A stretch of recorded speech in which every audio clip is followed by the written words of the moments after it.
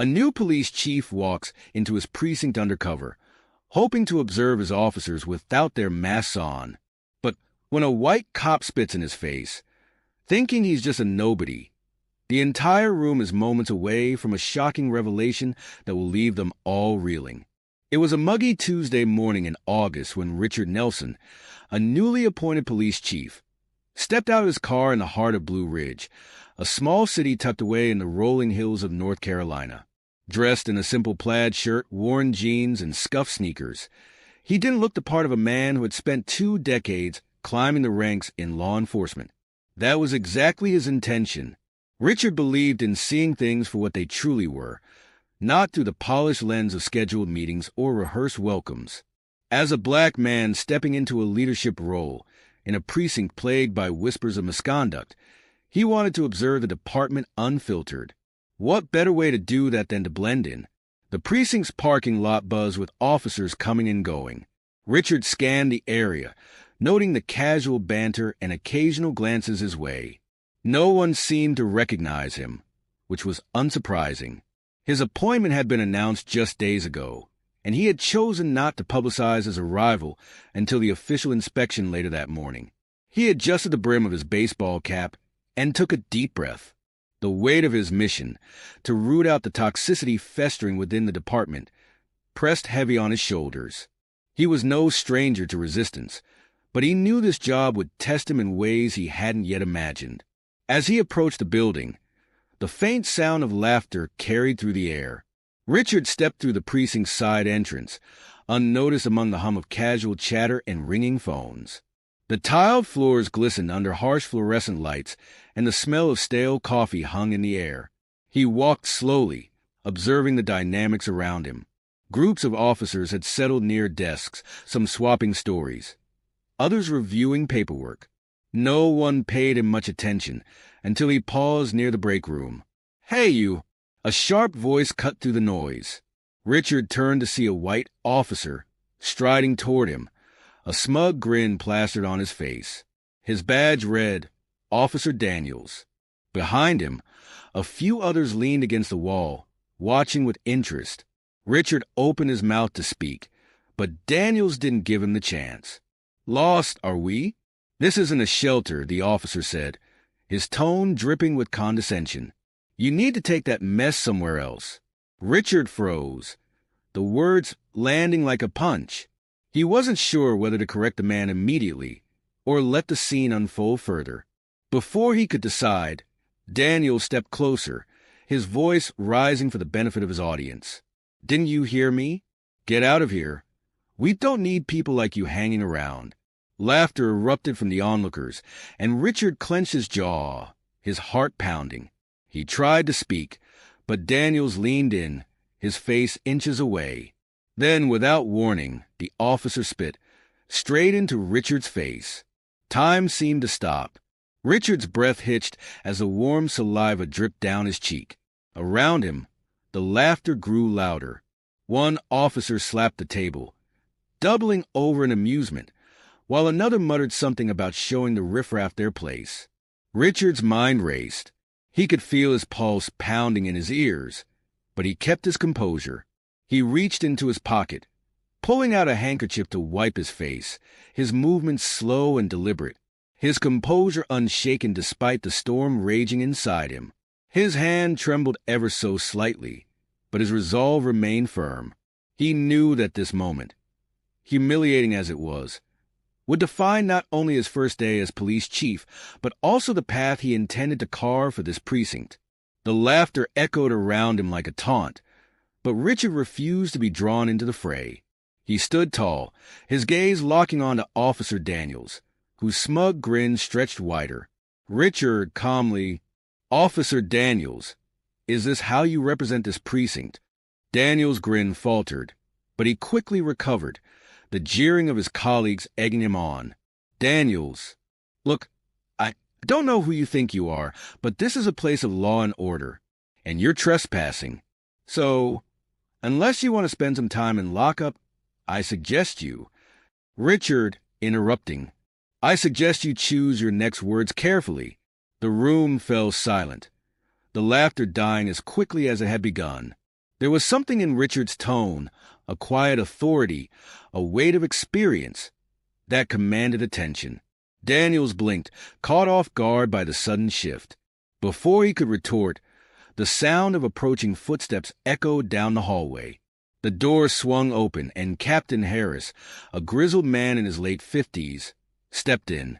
His sharp eyes scanned the room, taking in the scene before him. The moment of truth. Harris's gaze fell on Richard, and recognition flickered across his face. Captain Harris. Chief Nelson. You're here earlier than expected. A collective gasp rippled through the room.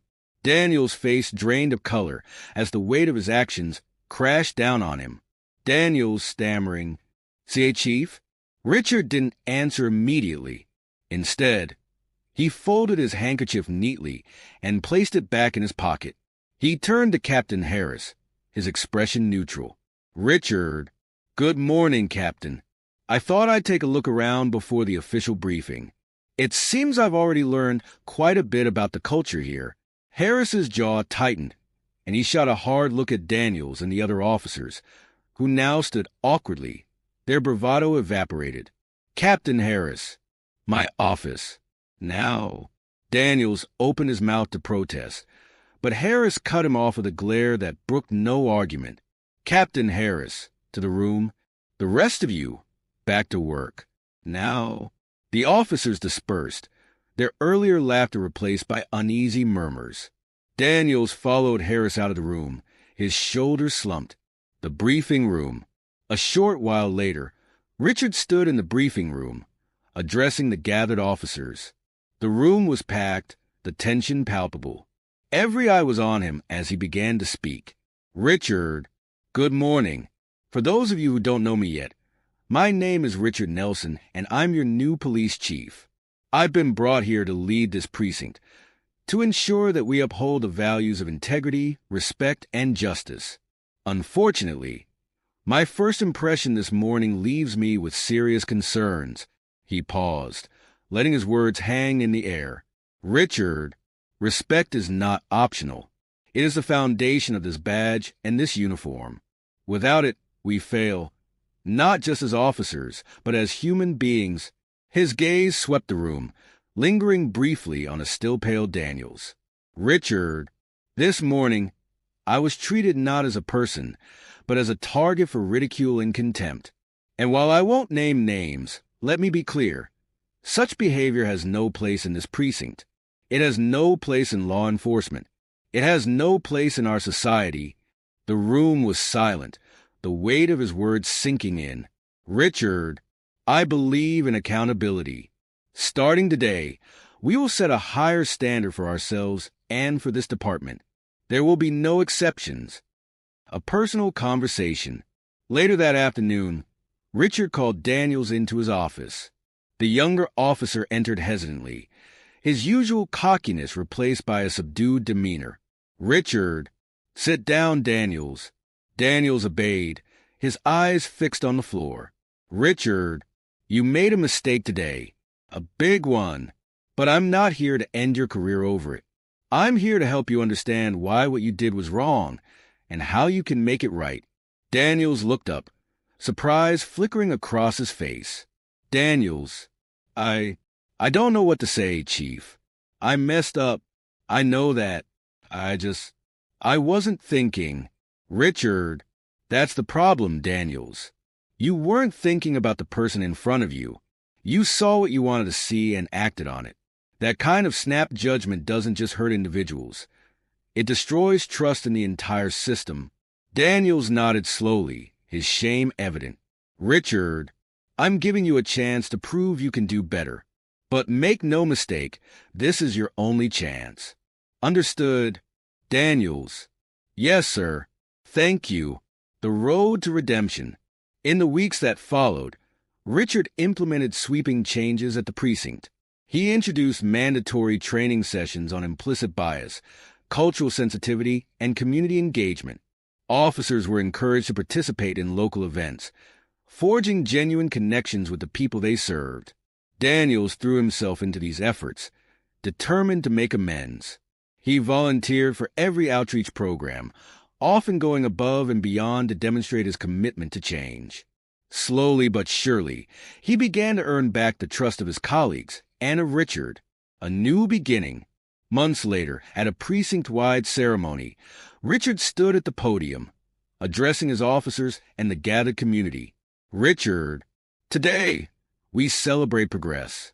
It hasn't been easy, but together, we've taken steps toward building a department that truly serves and protects all members of our community. He turned to Daniels, who stood in the front row.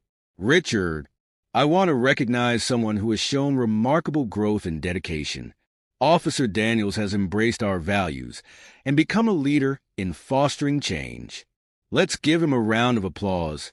The room erupted in cheers, and Daniels, though humbled, couldn't hide the smile spreading across his face. Closing reflections.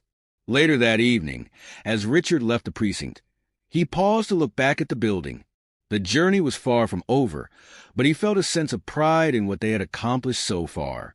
Richard, to himself, change doesn't happen overnight, but with courage, accountability, and respect, it's always possible. With that, he turned and walked into the night, ready for whatever challenges lay ahead.